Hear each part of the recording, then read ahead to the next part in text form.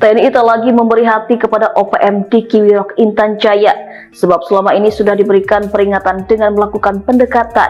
Namun OPM pimpinan Brigjen Lamek Tapo terus berulah menembak warga sipil, menyerbu pos TNI, membakar sekolah, puskesmas, dan fasilitas umum. Puncaknya menantang perang terbuka dan melakukan kekejaman-kekejaman dan tak bisa dimaafkan.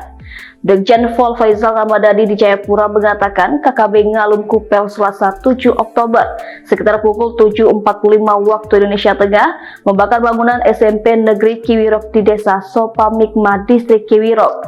Bahkan mereka menyerang rumah penduduk yang kemudian mengungsi ketakutan. Setelah sempat baku tembak dalam perang darat, OPM dipukul mundur dan kabur ke markas rahasia di Pegunungan Bintan. TNI tak tinggal diam, 2 pesawat yang merupakan skuadron TNI Angkatan Udara melakukan serangan.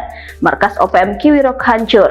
Pasukan Lamek Taplo yang berjumlah 16 orang kabur ketakutan. Serangan TNI dikabarkan langsung dalam video kiriman OPM ke Tribun Papua Kamis sore. Lamek Taplo tampak berkomunikasi dengan anak buahnya di Distrik Kiwirok, Kabupaten Pegunungan Bintang, Papua Pegunungan, Senin 6 Oktober 2025. Dia bahkan sempat melakukan tembakan balasan saat 2 pesawat TNI yang ia klaim melakukan serangan bom dari udara.